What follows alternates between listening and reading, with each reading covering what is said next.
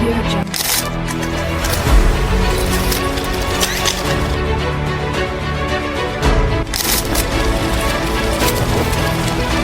Audio Jungle.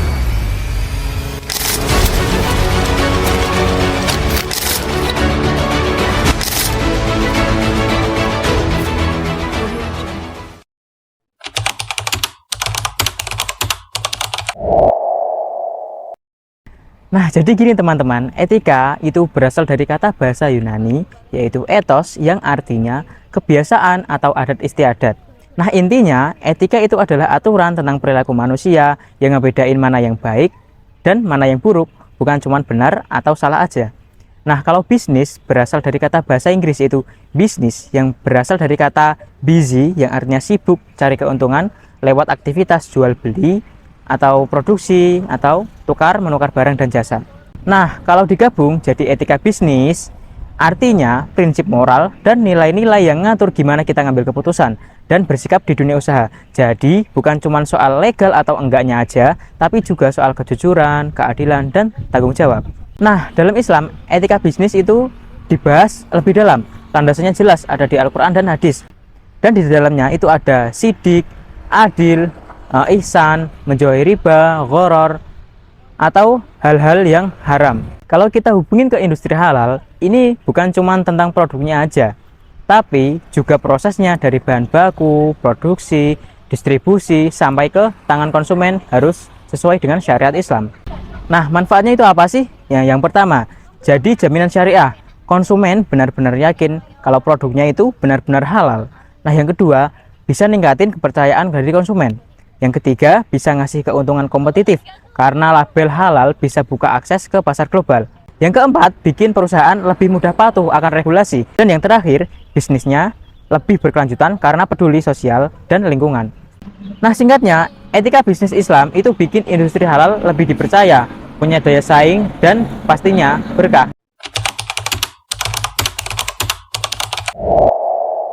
Faktor konsumen yang memengaruhi penerapan etika bisnis pada industri halal. Etika bisnis sangat penting karena mampu membangun kepercayaan dan loyalitas konsumen. Semakin baik etika yang diterapkan, semakin kuat pula hubungan perusahaan dengan konsumennya. Faktor utama yang memengaruhi penerapan etika bisnis pada industri halal. Yang pertama, faktor religius. Konsumen muslim sangat memperhatikan kehalalan produk. Mereka bahkan rela membayar lebih mahal asalkan produk terjamin halal dan sesuai syariah.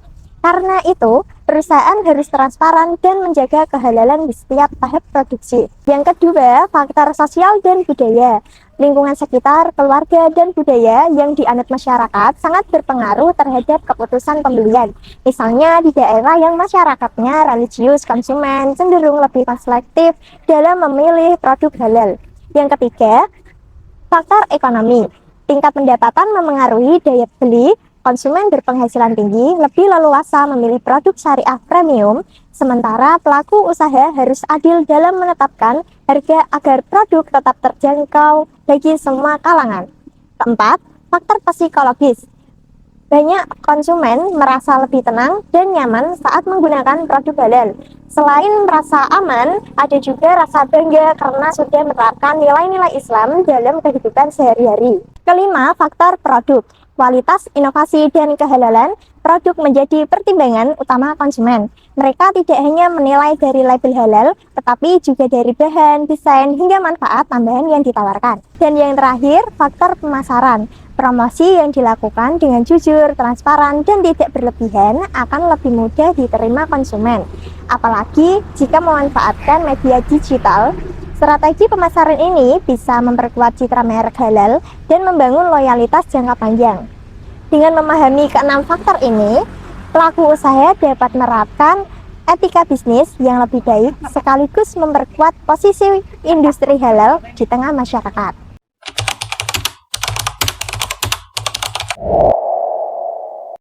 Bagaimana penerapan etika bisnis dalam membangun kepercayaan konsumen terhadap produk halal? Nah, kenapa sih ini sangat penting? Karena etika bisnis bukan cuma soal cari untung, tapi juga soal kejujuran, keadilan, amanah, dan juga tanggung jawab sosial. Jadi, bisnis yang dijalankan bukan hanya menguntungkan secara materi, tetapi juga membawa keberkahan. Bagi konsumen, etika bisnis bikin mereka merasa nyaman. Mereka yakin produk yang dibeli benar-benar halal, jelas dari bahan bakunya, kualitasnya terjamin, dan juga harganya yang wajar. Kalau perusahaan transparan dan jujur, otomatis rasa percaya itu akan muncul. Dan biasanya kalau mereka sudah percaya, konsumen akan balik lagi untuk membeli atau repeat order, bahkan mereka akan merekomendasikan produk ini kepada orang lain. Sekarang konsumen juga nggak cuma lihat harga atau kualitas saja, tapi juga lihat integritas dari perusahaan itu. Perusahaan yang jujur dan bertanggung jawab biasanya lebih dihargai. Tapi sebaliknya, kalau mereka itu ketahuan memanipulasi informasi atau bahkan menjual produk yang nggak halal, maka otomatis kepercayaan itu akan hilang. Apalagi di era modern sekarang, banyak media sosial bisa menyebarkan berita jelek dalam hitungan menit. Makanya konsistensi dalam menjalankan prinsip syariah itu adalah kunci. Dengan etika bisnis yang baik, perusahaan bisa jaga kepercayaan konsumen, bikin mereka loyal, dan bisnis pun lebih berkembang. Walaupun tantangannya ada aja nih, misalnya tekanan pasar yang bikin sebagian perusahaan itu mengorbankan etika. Tetap saja kalau kita pegang teguh prinsip ini, hasil jangka panjangnya jauh lebih baik. Nah, jadi intinya etika bisnis dalam produk halal itu adalah fondasi. Dengan etika yang benar, kepercayaan konsumen tumbuh, usaha makin lancar, dan berkahnya juga ikut datang.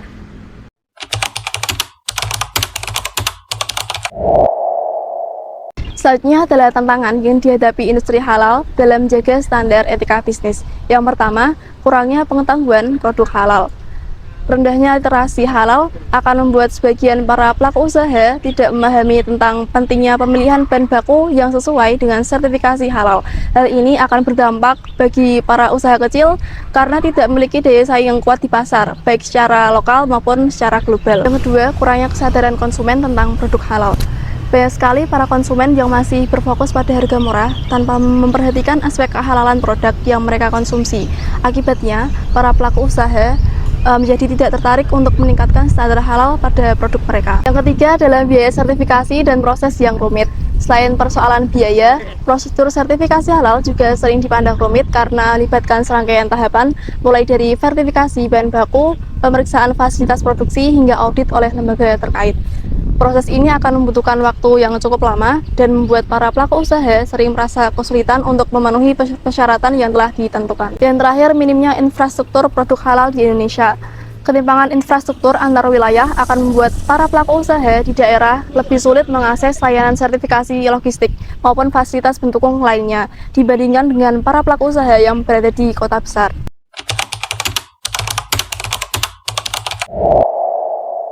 Bagaimana solusinya? Ada 3 strategi utama, yaitu yang pertama, penguatan komitmen internal lewat pendidikan dan pelatihan halal, penyusunan kode etik sampai integritas etika dalam sistem manajemen perusahaan.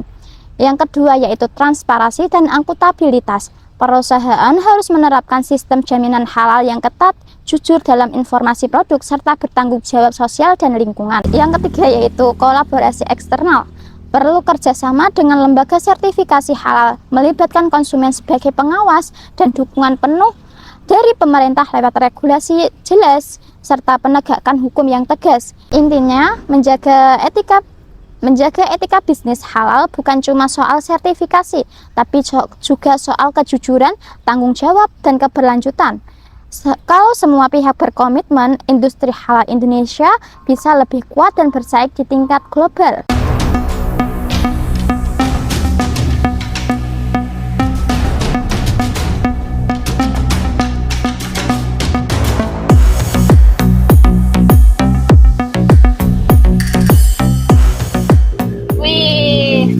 Dateng nih, kamu beli apa, Mai? Beli nasi rames nih. Wih, buka Mai, buka. Waduh, enak nih.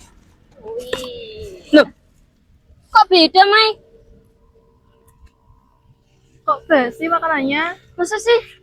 Iya nih. Iya nih basi. Oh iya, bentuknya sudah beda ini. Wah, ini penjualnya nggak jujur nih, Mai. Kasus salah kirim makanan, apalagi sampai basi, jelas membuat konsumen kecewa. Padahal, konsumen sekarang semakin kritis.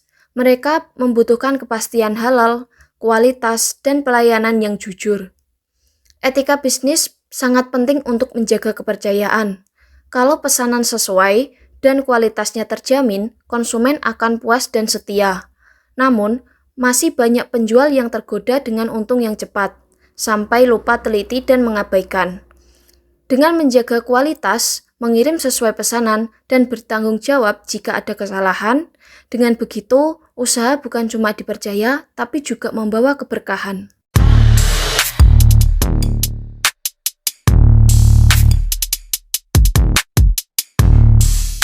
Behind the scene.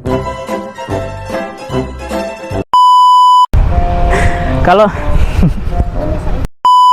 Jika memanfaatkan media Lihat integritas dari Persoalan biaya, prosedur statis. Aduh,